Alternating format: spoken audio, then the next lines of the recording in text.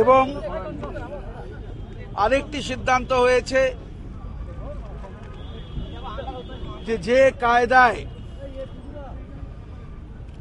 বিজেপির সরকার রাজ্যসভায় সংখ্যাগরিষ্ঠতা না থাকার ফলে তৃণমূল কংগ্রেসের রাজ্যসভার সাংসদদেরকে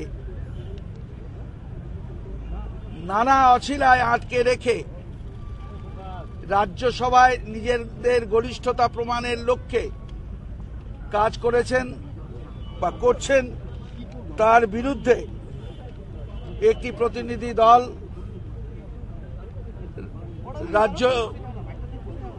রাজ্যসভার সদস্যদের নিয়ে ডেরেক ওব্রায়ানের নেতৃত্বে একটি প্রতিনিধি দল তারা ডেপুটেশনে যাবেন। এছাড়াও আজকে আবার পুনরায় সর্বভারতীয় তৃণমূল কংগ্রেসের পশ্চিমবঙ্গ শাখার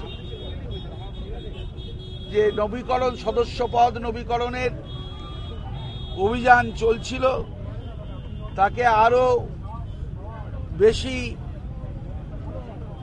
ব্লক স্তর পর্যন্ত ছড়িয়ে দেওয়ার জন্য জেলা সভাপতিদের, এমএলএদের, জনপ্রতিনিধিদের, এমপিদের আমরা আহ্বান জানিয়েছি।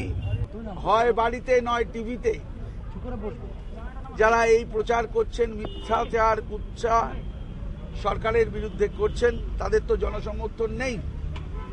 তাদের আছে বাড়ি, তাদের আছে টিভি, টিভিতে সন্ধ্যে, দিনের বেলা বাড়িতে।